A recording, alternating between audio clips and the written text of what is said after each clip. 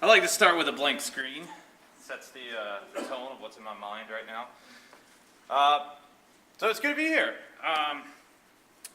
Before I start, I would like to calibrate the talk a bit. I had a great time meeting a lot of you before the event started during the networking phase. But I'm now an assistant professor of computer science. However, my work tends to touch on, aspects of psychology. And people in computer science sometimes ask, are you a psychologist? And I say, no, I'm not. So to calibrate the talk a bit, could you tell me if you have heard of a t-test? That's what I thought. Linear modeling? A little bit less. This is a good one. How about Weber's law? Ooh, a few of you. All right. So, I am now calibrated. Now, I'm going to calibrate you. You can raise your hand, ask questions anytime, just yell out things. I like to have an interactive talk. I like to be clear. I like people to ask really difficult questions that make me sweat because I didn't get to work out today. So, let's start with a little bit of reading.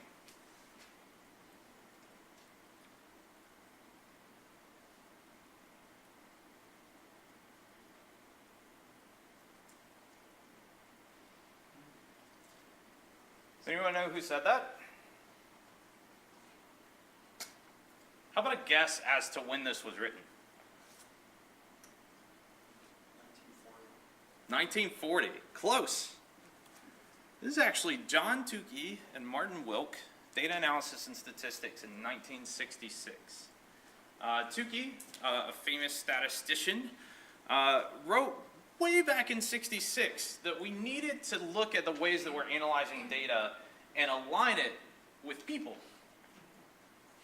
That's a revolutionary idea, and he did some work in that area, and it started to catch on a bit, and it seems like now in data visualization we're rediscovering Tukey. All these things that Tukey said a long time ago, we're now starting to apply them and explore a little bit deeper. So, this talk, recentering human-centered visualization. And I've kind of staked my career on a particular claim. And that claim is that visualization is an indispensable tool for analysis and understanding. Indispensable. You can imagine I give this talk to statisticians or people that work in machine learning. They're like, I don't need visualization. What do you mean? What do you mean?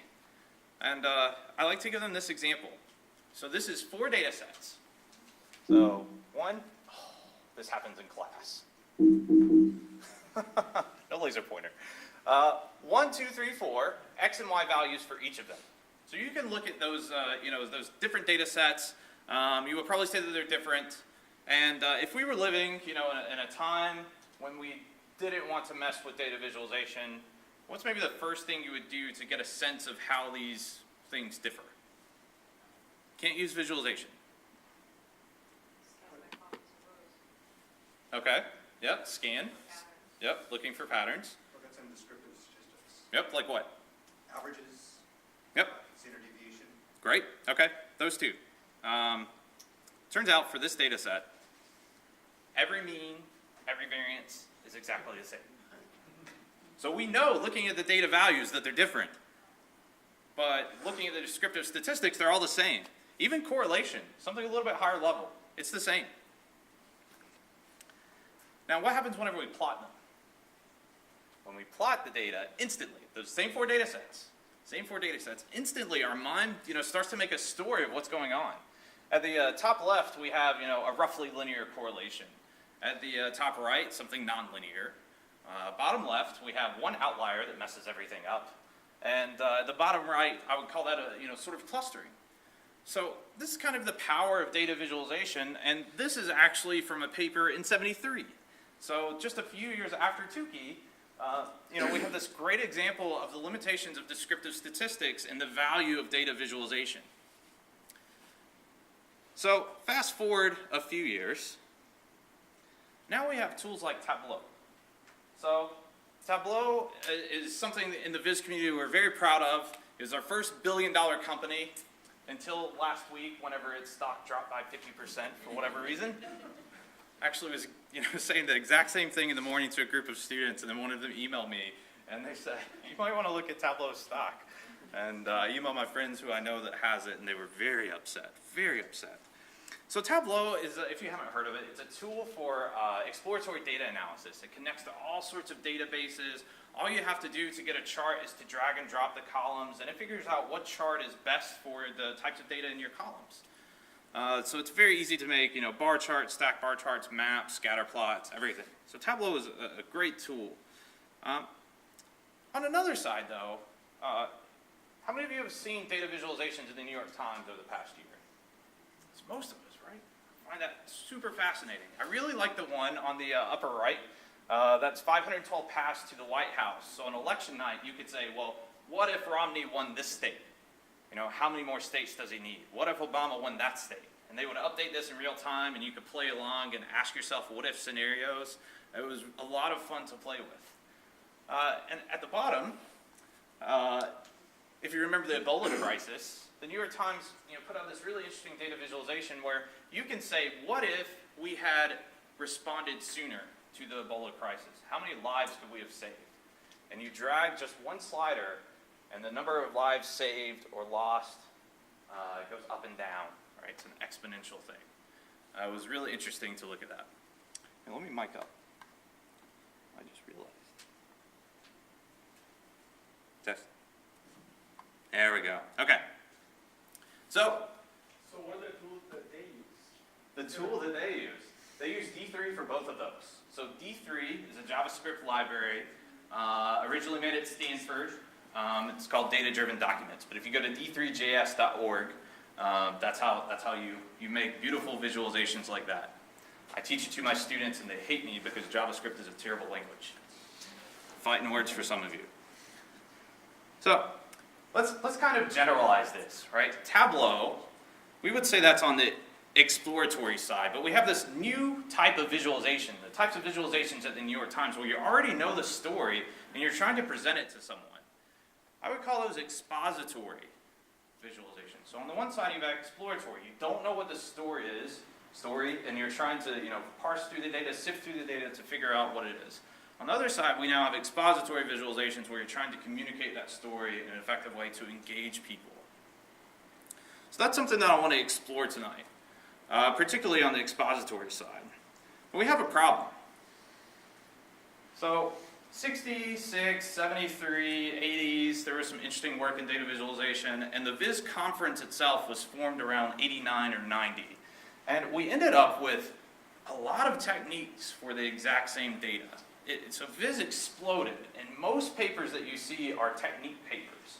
People creating systems that can show high dimensional data. Next year you would have one that shows even higher dimensional data, data with a lot of columns, data with a lot of rows, scatterplot matrices, and all sorts of heat maps on top of them. So we have many techniques for the exact same data. And that, kind of carried on for 15 years or so about 1990 to around 2005. And we ended up with this problem.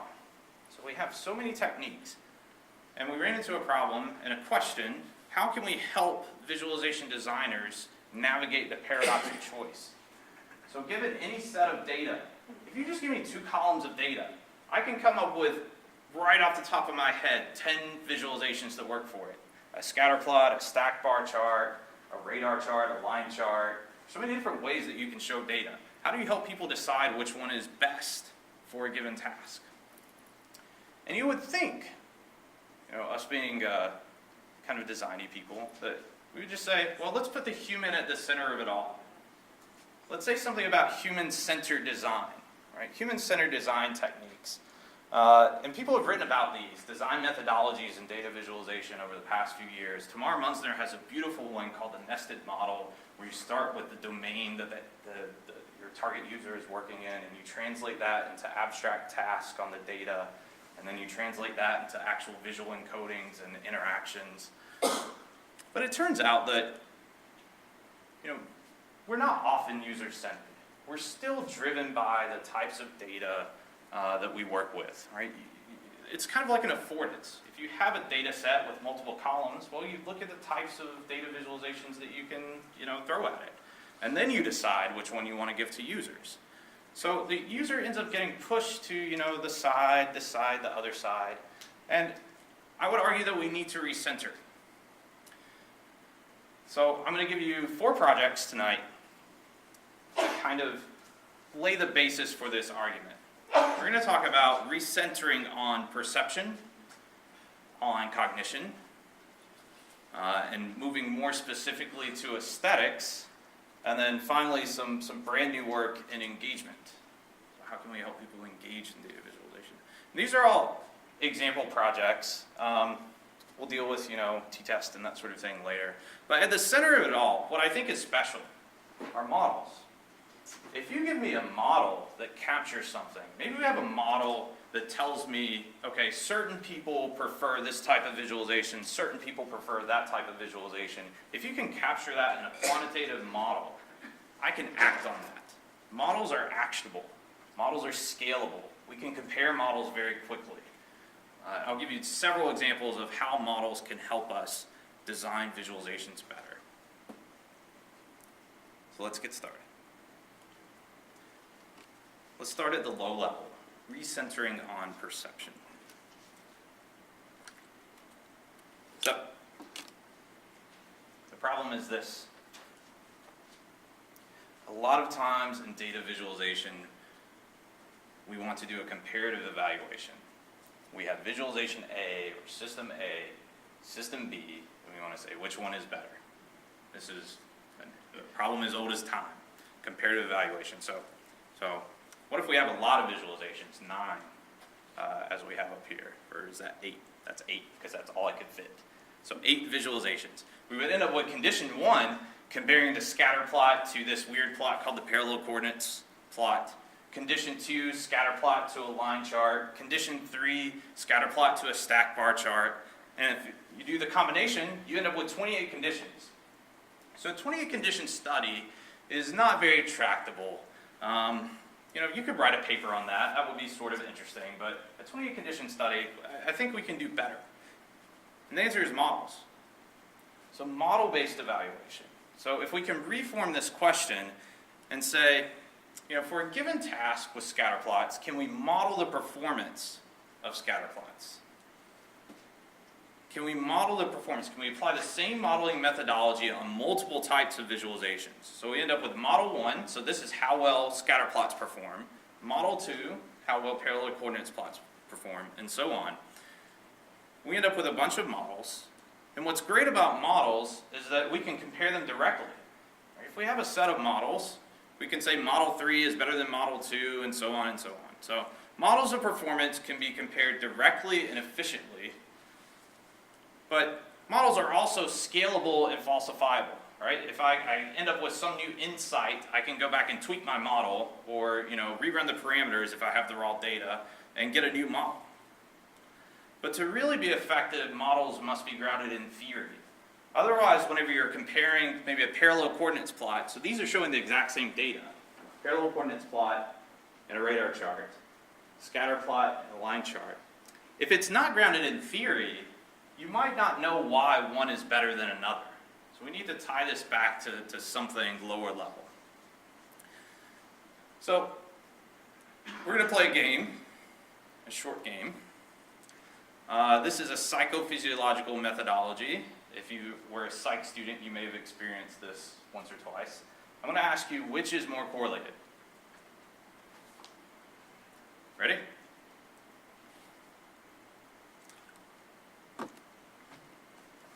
Left or right? Not a trick question. Ah, you thought it was a trick question. That's great. All right. Team left. Good job. So that's a perfect correlation of 1, and then a correlation of 0.95. Okay, let's try it again. Ready, and go. How many of you say left? Raise them high. How many of you say right? Well, it turns out Team left wins again. Good job, team left. Good job, team left. So there's something interesting about this though. 0.35 and 0.3, if you compare that to the previous pair, they're the same exact difference, right? The difference is 0.05 in each of them, but one is harder than another. Why is that? It turns out that the perception of correlation in scatter plots can be modeled using Weber's law. So some of you have heard of Weber's law, but I'll explain it a bit. Weber's law is a model for low-level perceptual discrimination, not necessarily visual. The example I like to give students is, imagine I'm holding a 35-pound weight, and I put a paper clip on top of it. I don't notice that difference, right? It's too light. Weber's law would tell me how heavy the paper clip has to be, and maybe it's a 2-pound paper clip, for me to actually register in my mind that there's a difference there. And the reverse is true. If I have nothing in my hand and I put a paper clip, I probably notice it. So Weber's law originally dealt with weight discrimination, but over 200 years, people have applied it to sound and taste and brightness and line width. So many different things that Weber's law manifests through, which is really interesting. There's this paper in 2010 from Rensink and Baldritz that said the perception of correlation in scatter plots, can be modeled using Weber's law. So I'm not a huge fan of equations, but sometimes they're useful. This is the model, right? So Weber's law, to perceive a difference, it depends on a few things. One is the actual intensity of the stimulus. One is the change in intensity. And then this constant K, which is determined via experiment, right? So the actual intensity of the stimulus, that would be my heavy weight, right? So that I is very big. That means that I need a bigger delta I to actually register a difference. So delta P is sometimes referred to as the just noticeable difference, or J&D, which if you studied image compression, that sort of thing, the J&D pops up a lot, right? So that pops up in JPEG, it pops up in MP3, that's how MP3s work. They work on exploiting the just noticeable difference. So, after I read this paper from Rensink, I kind of formed a hypothesis. So if the perception of correlation in scatter plots follows Weber's law, what does the perception of correlation in other charts look like? Are some nonlinear? Are some kind of logarithmic? Are some also linear?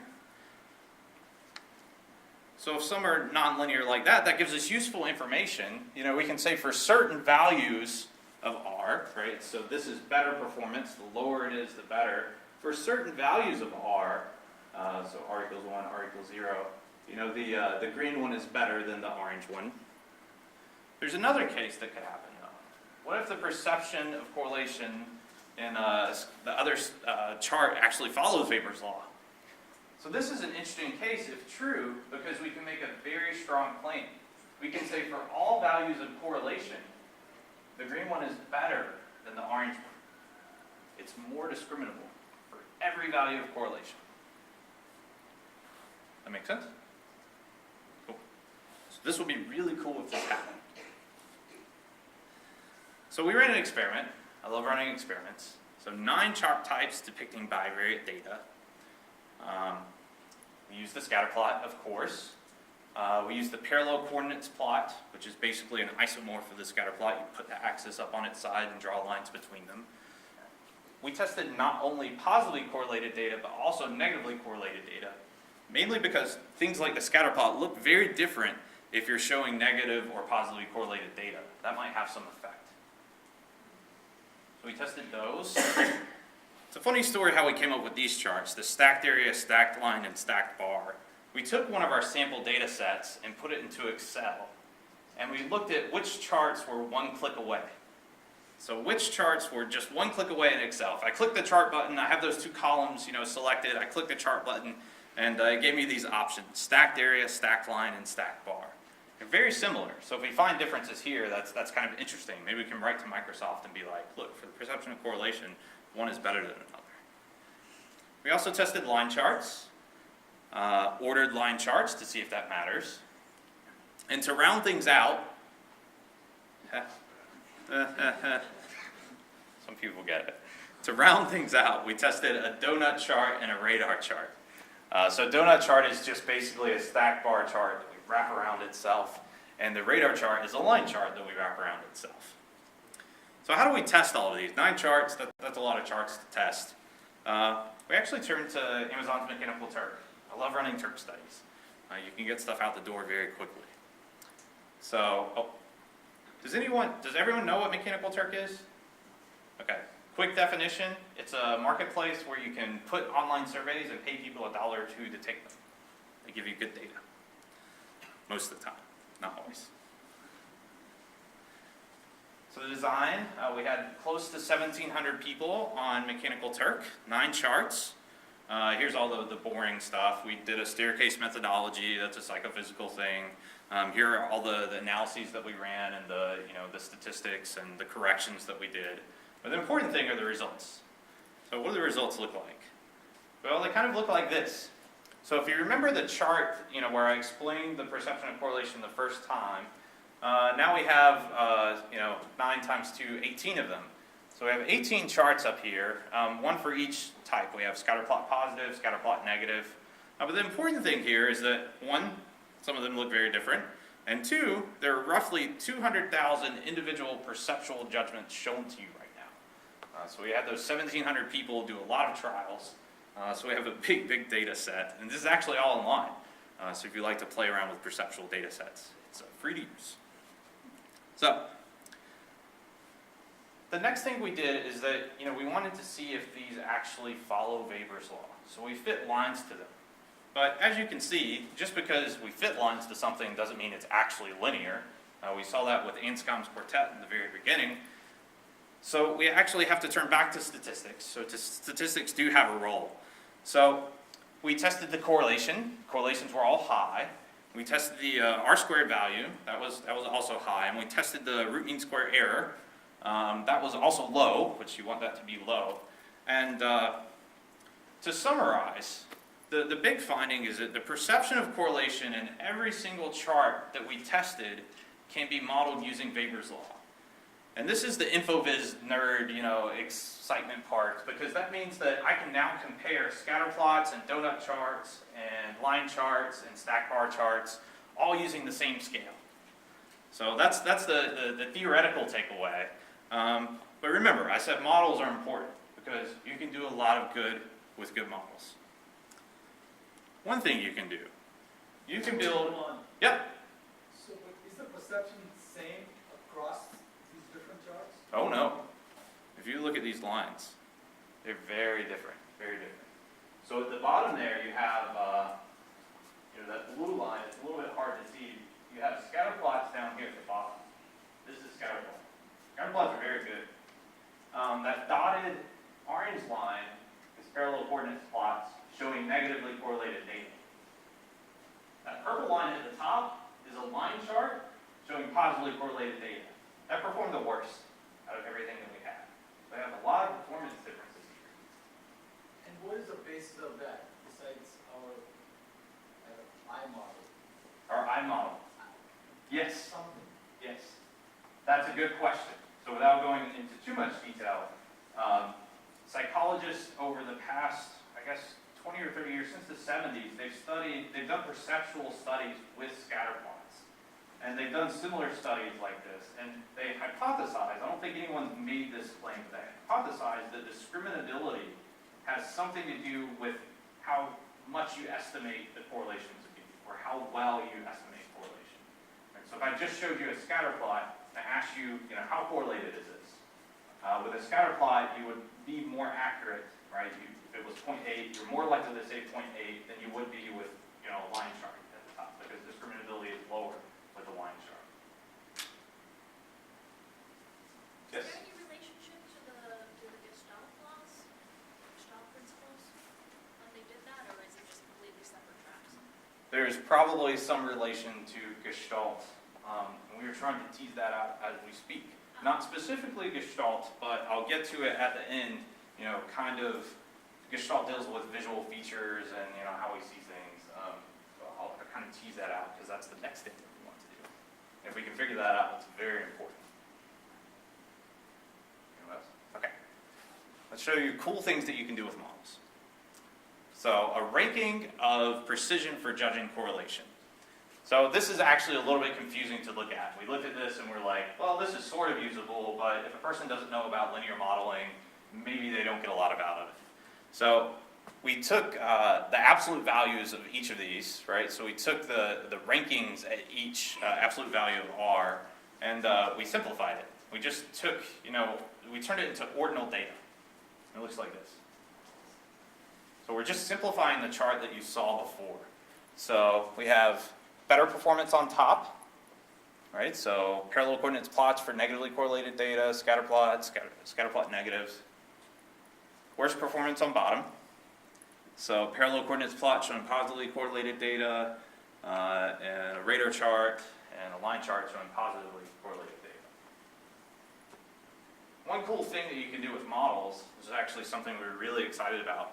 In our study, we did not test correlations of 0.9 or 0.1, because that would have cost us, $1 billion. I mean, it was expensive already to do 1,700 people on TERT. But the cool thing that you can do with models, if the fit is good, you can interpolate and predict performance. Right? If you really think that is a line, you can say, well, for values of 0.65, it should be this. For values of 1, it should be that. For values of 9, it should be this. So you don't actually have to explicitly test everything. We could have tested correlations of 3, 5, and 7 or 8, and kind of drawn that line and estimated what they would be. We can also simplify it even further and produce just an overall ranking. If you want the Cliff Notes version, that's what it is, right? So this is the overall ranking, basically the area under the curve, and we say the best performer overall are scatter plots showing positively correlated data, and the rest of them. So that's one thing you can do. You can make this simplified chart to help people whenever they're making decisions about data visualizations. You can also explore properties of perceptual space of correlation. So I want to return to these two charts that we tested. Scatter plots have this nice feature that they're sort of, if they're showing negatively or positively correlated data, they're kind of mirror images of each other.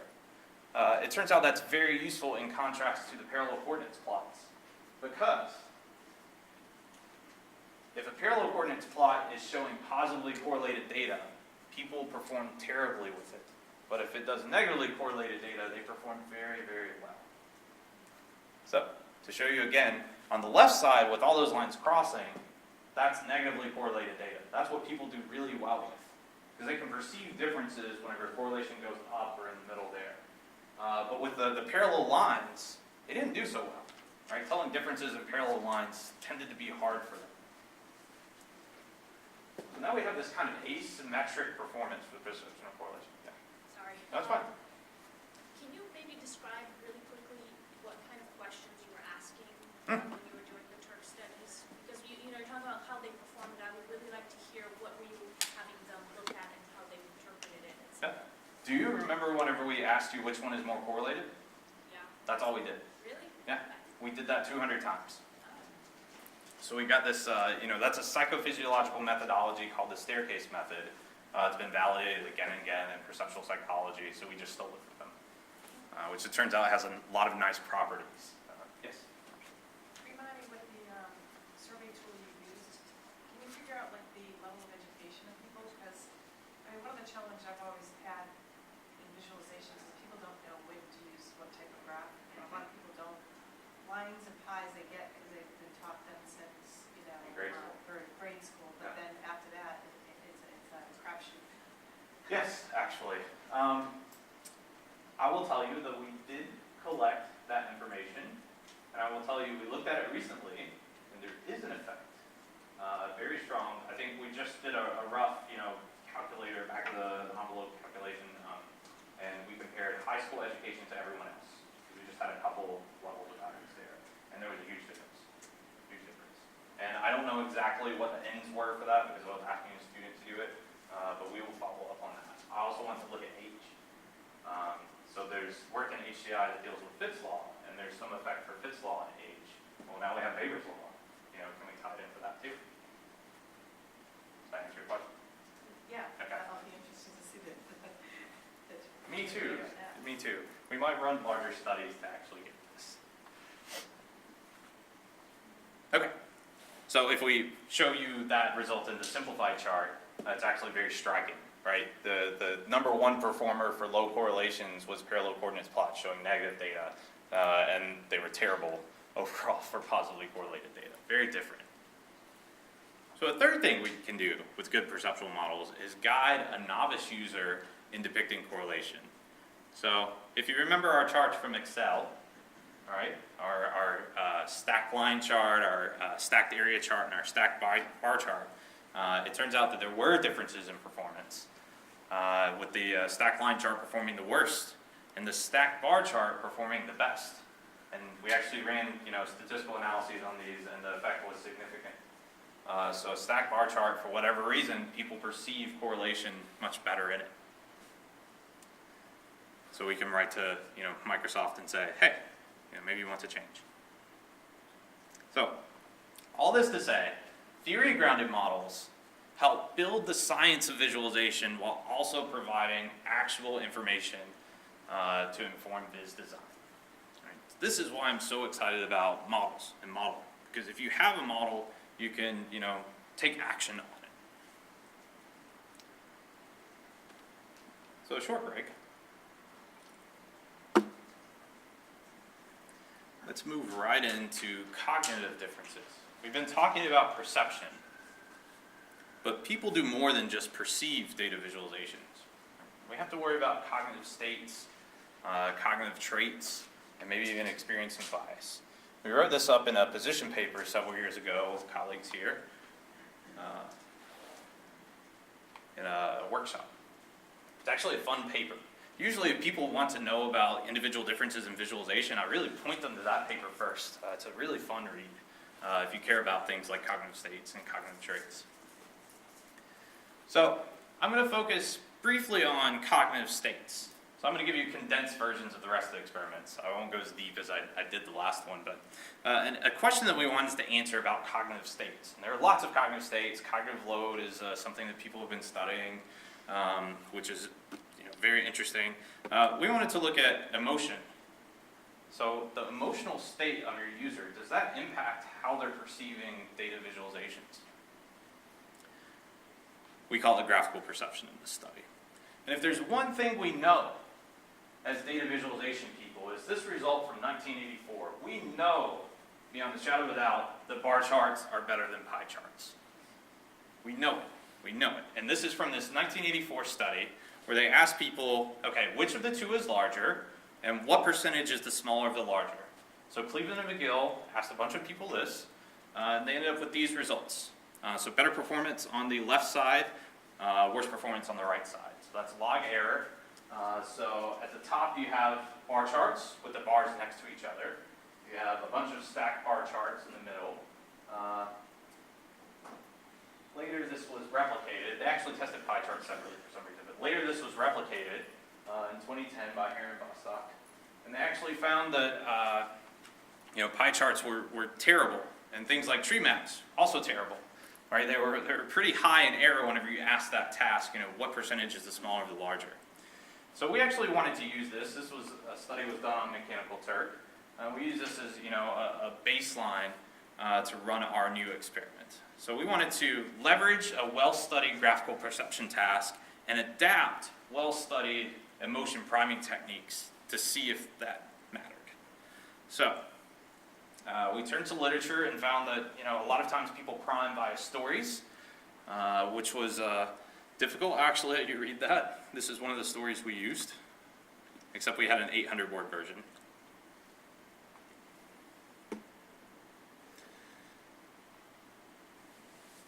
You can imagine that getting approval from the university to run this study was a little bit more difficult than the last one, because it really had an effect. We had to validate these stories, and they made people really sad, and they left me comments about the ones that have been to hospice.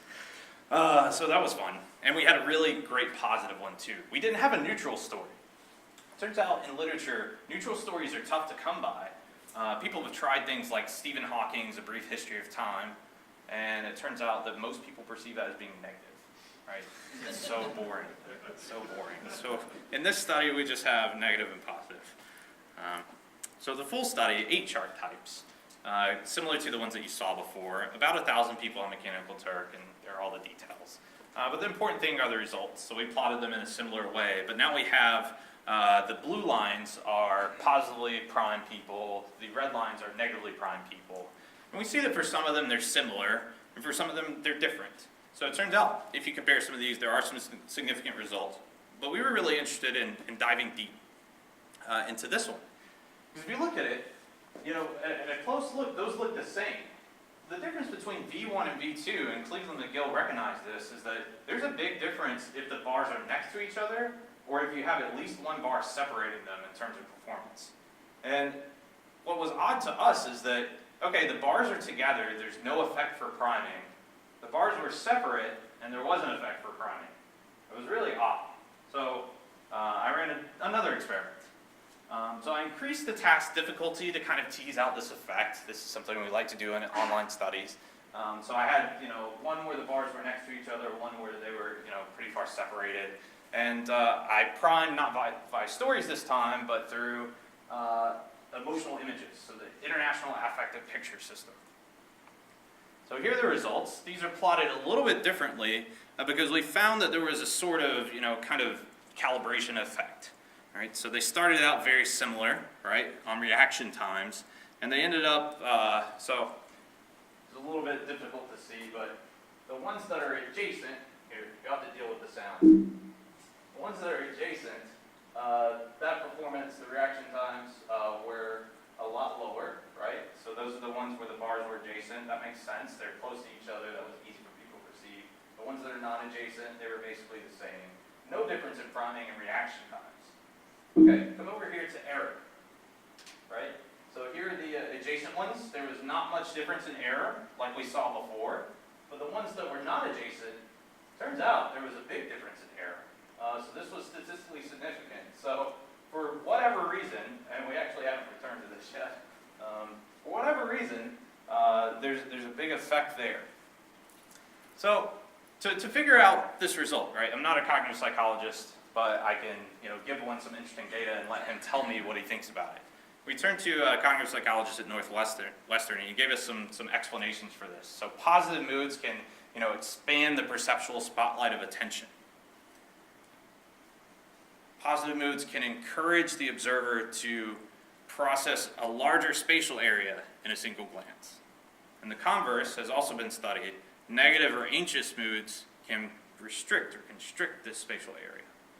So we think, we haven't, you know, tested this explicitly, but we think that might be an explanation for the effects that we saw in this study. But really, this was the first experiment that explicitly talked about emotion and the role of perceiving data and data visualization. So we can say emotion probably plays an important role in data visualization. This was just perceptual. It probably comes up in, you know, higher level processes all the time, especially whenever you have to make decisions.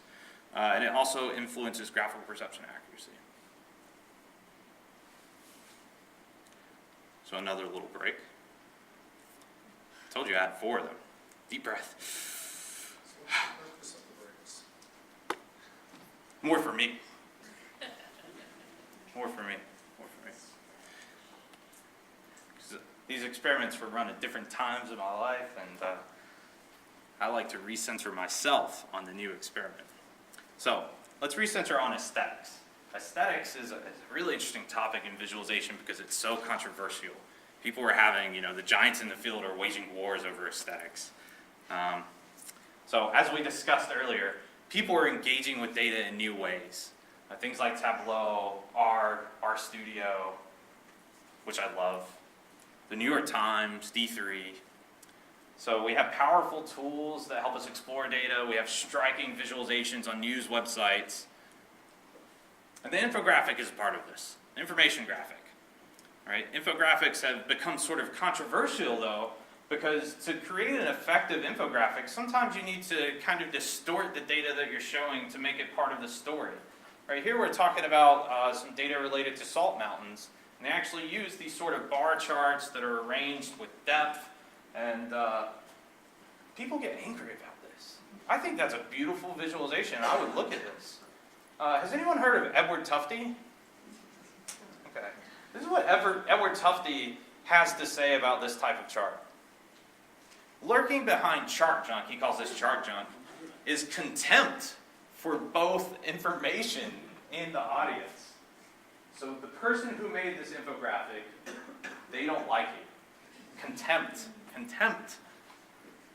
What are salt methods? What's that? What are salt methods? I have no clue. I thought it was pretty. Just checking. Actually, this was one of the highest rated ones in our study. So, but I asked the question, is this contempt?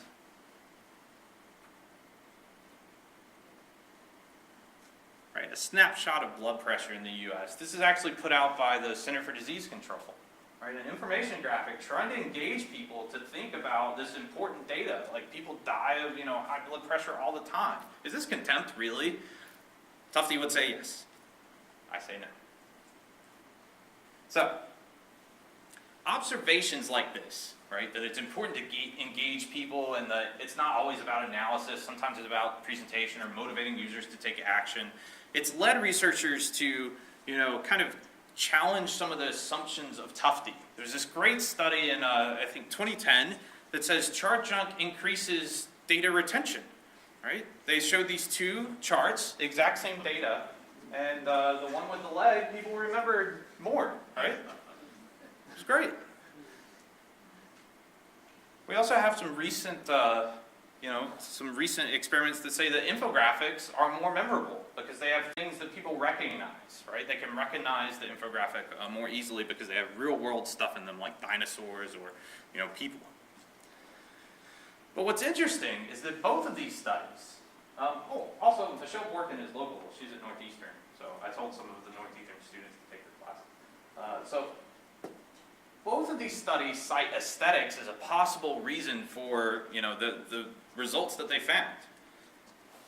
And some people have studied aesthetics, right? So back in 2007, we learned that visualization and aesthetics increases engagement, right? So people who worked with charts perceived to be more appealing stay with them longer on a very difficult task. But an open question is, how do these impressions of appeal form? So we asked a few questions in this study. How consistent are people's judgments of aesthetics? If I show you a chart 2 times, do you say the same thing? How quickly do these impressions form? Right? Do they happen in seconds, milliseconds?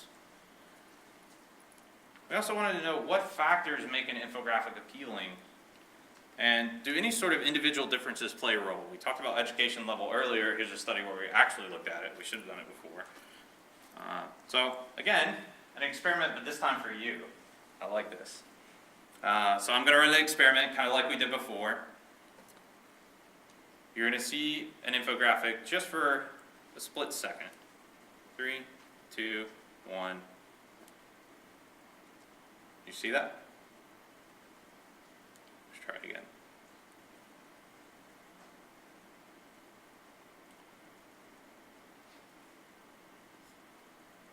There you go. Okay. How many of you like that? How many would rate that above 5? Below 5? Some people kind of didn't like it. Okay. So that's just to get you to experience the methodology that we used. We actually pulled this from some older CHI papers. So we basically ran an experiment where we did this again and again. We asked people on a scale 1 to 9, was it appealing, was it not? So this methodology adapted from previous papers. It's a 500 millisecond exposure time. We don't want you to think about the data. We just want a gut impression. We did repeated exposure, 2 trials of 30 each. So we had 1,300 participants and roughly 83,000 individual judgments collected over a brief time period. How many people awarded it? Because to me, it would be hard to pass judgment on something without knowing that it told me something. That's true. That's true. I think we had a large completion rate, and so this talk isn't about this, but you should check out the site Lab in the Wild. If you've ever been on Facebook and taken, like, which Harry Potter house are you in?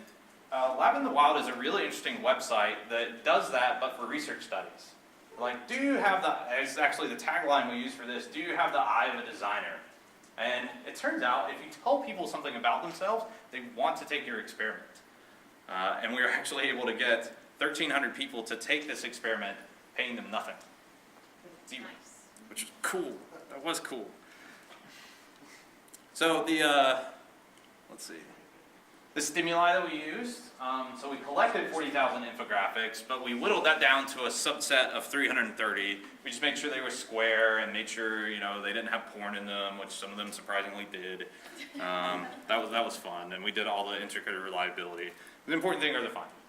So, how consistent are people's judgments? So they saw each infographic of a set of 30 2 times, all right, for 500 milliseconds each. How consistent were they? Turns out they were very consistent. So they saw this infographic split second, and most people, you know, they had a difference between 0 or 1, right? So maybe they went up 1 or down 1, but they were remarkably consistent. And it drops off very sharply after 2. So the mean rating range per person, right? So the people, you know, it could be a thing where people just click the same button over and over again because they want to find out something. But the mean range for people, over 1,200 people, was 6.4. So they varied. The mean rating range per infographic was actually a little bit higher, 7.07. So each infographic, some people really liked it, some people hated it. So people's judgments are variable, but they are systematic. A person is consistent with themselves. And it happens within 500 milliseconds of seeing it for the first time. So what factors make an infographic appealing? Well, to answer that question, we drew on some recent research from websites. So some recent studies in websites tested 2 things. Complexity, so you basically do an image, yes? If, in fact, different people rated each infographic differently, liking them and not liking them to extreme degrees, as you just told us, is it meaningful to talk about differences in the appeal of the infographic? Because the mean appeal varies different between people. Yeah. So what would be interesting is if most of the time people like a particular infographic, and we're able to answer that question. What's even more interesting is, do males and females differ? Does age matter? That sort of thing. So we wanted to answer that through this. So we looked at websites, and a recent study with websites looked at complexity and colorfulness. So how colorful something is matters, how complex something is matters. So what makes an infographic appealing? What were our results? Well, we found no correlation for complexity and appeal. Right? So complexity of the information graphic on a whole did not matter. We found a positive correlation for colorfulness. So infographics that used a lot of color, people tended to like. Yeah. How did you rate complexity? Oh, we did a quad tree decomposition on the infographic itself, and we kind of normalized the values over everything. That's the simple answer, but there's a complicated one too. That's mostly it. Okay. So we need to dig into these results, right? We found nothing for complexity, and we know complexity matters for websites based on previous studies. We found, colorfulness, and that's cool. But what happens whenever we, start looking at individual differences? It turns out that female participants preferred less complexity, significant results. Male participants showed little preference. So we have this sort of curvilinear function, right? Where there's like an optimal amount of complexity for female participants, and for male participants it was just kind of, they didn't really care either way, right? So if you have more complex infographics, you lose your female demographic. Female participants preferred more color, right? So now we have 2 little, loopy things here. So male participants preferred less color. So we can actually break these out on individual differences. So here's an example of an information graphic. The females rated higher than males. Somewhat surprising, right? This is about grilling, and I'm not describing to any norms here, but grilling is typically something you associate with men, with advertising and that sort of thing. Turns out here that females rated that significantly higher than males. So, do individual differences play a role? Yes, they do. Females prefer more color, less complexity. Older participants preferred less complex infographics. That makes sense. More education. So if you have a PhD, you prefer less color, and less complexity. So you like drab, boring, simple things, if you have a PhD. Less complexity? Oh, those charts actually don't change. Those are the male participants. No. Yeah. Your caption says more education, less color, and complexity more preferred. That's a really ill-worded sentence. Thank you for catching that. I will be correcting. Homer Simpson sentence, right? Yep. That's a politician sentence. Like, you just hear what you want to hear. Yeah. Your second statement about older participants preferred less complex, why is that? I forget the word you used, not obvious, but something along that vein. Yeah, so why do they prefer less complex infographics? I think infographics are a thing that have cropped up only in recent years. And I would just, shot in the dark here, I would just assume that most of them, most older participants haven't seen infographics. So they prefer less complexity. It's either parse, maybe. Yes? Did you look at if the difference in color preferences between men and women in any way related to the greater percentage of men who are colorblind? Ooh. I would like to say that I asked that question in the demographics form, but I have no clue. That would be very informative. Maybe we can. Here's your next experiment. Yeah, sure. You could also test for it. Yes. Actually, Lab in the Wild has a lot of experiments on color blindness. Yes, in the back. So was this, statistically significant or not? Yes, several of the results, most of the ones that I talked about were significant. We were doing, linear modeling, and we squared a lot of the values so we could get those curvilinear functions. So that's all in the paper too, yes. Did you look at cultural differences? Oh, yeah. So, stab me in the heart there. We know cultural differences. Have we looked at cultural differences? Cultural differences probably matter. We didn't have enough data. Most of our data was from the US and maybe a few other countries. But recent studies on website, also in Lab in the Wild, have found that cultural differences matter a lot. Japanese participants perform more complexity. Right? Just for some reason, the websites that they're used to are more complex. And there are tons of cultural differences out there, especially related to color, because we know different cultures, don't see color the same as we do. So that would be fun to look at. So to summarize that experiment, people are varied in the first impressions, but systematic, and designers and researchers can leverage these models, actionable information to make more appealing visualizations. So all of that experiment data is online too. I want to close with a vision, right? So what's the big idea behind all this? I know I've been talking a lot about models. But the vision, I want to make our innate perceptual and cognitive strengths and limitations an integral part of the next generation of visualization systems. What do I mean by that? On the one side, we have a human. On the other side, we have V, the data visualization. And it turns out, whenever you connect the human with the visualization, there's a lot of stuff that messes up that link. Right? We have perceptual issues, we have issues with cognitive state, we have issues with cognitive traits that I wasn't able to talk about tonight. So we have a lot of things that mess up that link between the human and the data visualization. What if we could build systems that take these models and incorporate these models into their behavior, into their design, into their behavior? If we can do that, we can smooth out this link between the human and the data. So you're going to have a Bayesian inference visualization? That could be, yeah. You might want to learn about users. There are a lot of different things you could do. So I think that's it. Yes. With that, thank you very much. Thank you for the questions throughout. Those are really great.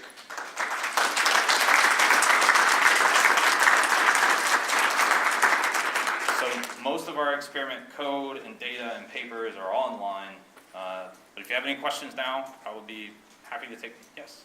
So one of the New York Times visualizations that really caught my eye was the one that told me where I lived. I forget what the subject was, but it was my zip code. Yeah. Okay, so it was on a computer. After a second, I realized what I had done. Yeah. But that was really interesting because now it was about me. So maybe that's another way to do it. In there, knew what your industry was. Yeah. To just drag you in. This is about you. Exactly. Because that zip code and then I had to hack around to see if I could fool it. Anyway, it was interesting. Yeah, that's great. So that's another way that you can engage people in data visualization, somehow personalizing it, right, to who they are. That's definitely worth exploring. I don't think we have the language to fully talk about that yet, but people are studying. Yes? Do you have any thoughts about prejudicial data presentation, meaning that you pick your model because you want to get a specific kind of information across? The story you tell is slanted based on the people that are supplying the data. Yeah. And they may or may not be, pushing it too far Yeah. to make it say what they want it to say. Yeah, what I love about that line of thinking is that anything that I talked about here, you could turn it into something that is not beneficial for the user. You can use it in deceptive ways, right? You could use it to sell products, or you could use it to engage people, to persuade them on something that they may not want to be persuaded on. So that's an issue that we have to care about. One thing I've been thinking about with the perceptual models is that we're so good with machine learning and statistics at telling you whenever a model is biased. We're not really good at doing that in a data visualization. But if we have models of what people can actually perceive, what they can actually get out of a data visualization, maybe we can work towards saying that, because I have this perceptual model of you in my system, I know that if I show you these two charts, you're not going to perceive the difference between them. So maybe I can nudge people in one way or another. Anyone else? Yes? How do you take into account the skills and background people need to be able to actually understand or read particular types of charts? So scatter plots, for example, they just look like freckles to me. I have no idea what they mean. Yep. So I wouldn't be able to tell you if it's a well-designed graph. I can't tell you what it says. Right. How can I judge the quality? This is another emerging research topic, is visualization literacy. We teach it in middle school to people, bar charts and pie charts. We need better ways of defining visual literacy. We're trying to do that in the Viz community. One thing in particular, I have no idea what I was going to say, but I had something to say to that. So that was great. Visual literacy is something that we should be talking about. I'll just leave it at that. Yes? What other field do you think visualization has most to learn from that it hasn't learned from yet? That's an easy, question for me to answer. I would say perceptual psychology. Like, the work done in the 70s and 80s in data visualization, they involved perceptual psychologists. We were kind of getting in that direction. And then we went off in computer science land and graphics land and just built a bunch of stuff and didn't really figure out how it works and whether it's centered on the user or not. But once we center on the user and build these models, we can use that as prescriptive, information for even new techniques. So perceptual psychology. Yes? Edward Tufte is a strong critic of graphic design. Yes. So does he intensely dislike data visualization or bad data visualization? He intensely dislikes bad data visualization. Whenever new students come to me and ask about data viz, I usually send them to Tufte first because his books are amazing, written like the year I was born, and they're still relevant today. So he really got it right part of the time. And now we're just challenging some of those assumptions. He took a very strict, model of way of doing things, very minimal, and we're just challenging those assumptions as we learn how people actually process data in charts. He had a great intuition about this. So some of what he said stands, but some of it doesn't? Right. Based on the other? True, yes. I would say that's true. He does love his own data visualization. He will occasionally uphold, and he's talked about so many emerging issues like communicating risks to people who have to decide between treatment options. Data visualization should play a role there. Now you just go to the doctor gives you a PowerPoint or a book, and you have to say, do I get, radiation or chemotherapy? He's kind of, written about how data visualization can play a role there for a person to reflect and make a good decision. So Tufte, as much as he's controversial, he still has some great stuff to say. Yes? You mentioned a couple of kind of platforms for, working with data, and you mentioned, I like how you described the expository versus exploratory data. So when you're thinking of the expository data presentation, you mentioned Tableau, RStudio, and V3 as some platforms to work with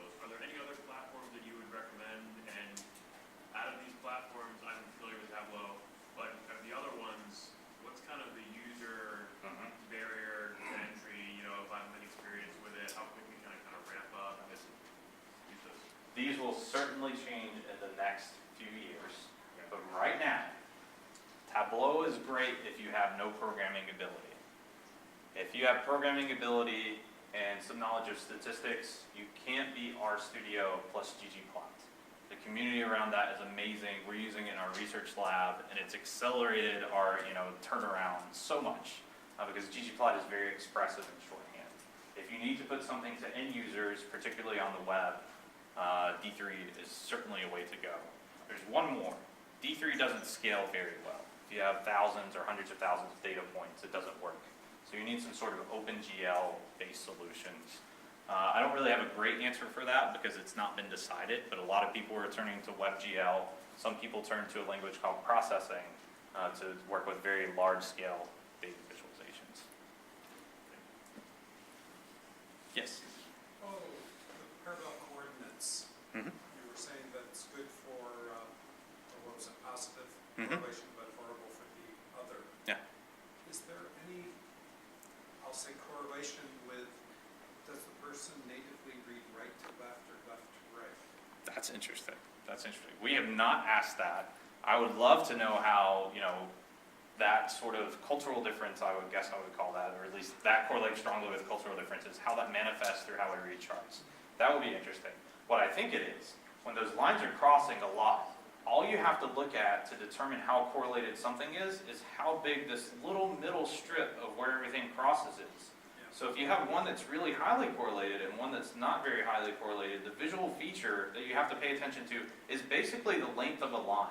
It's a little bit probabilistic because you have some lines that are outliers, but basically you're just doing line length comparison, which means it's very, very good. Whereas with the positive parallel coordinates, with parallel lines, you actually have to count parallel lines.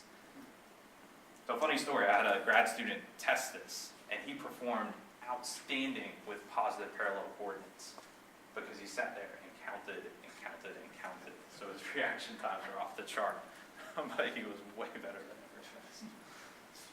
That was Eli, by the way.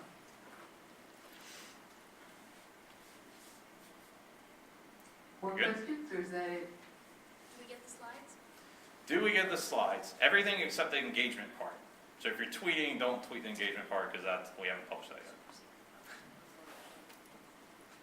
We're able to post the slides on the website as well as the video. Excellent. Yep. I'll export those to PDF and they're all yours. I think the links even work. Well, thank you. Thank you.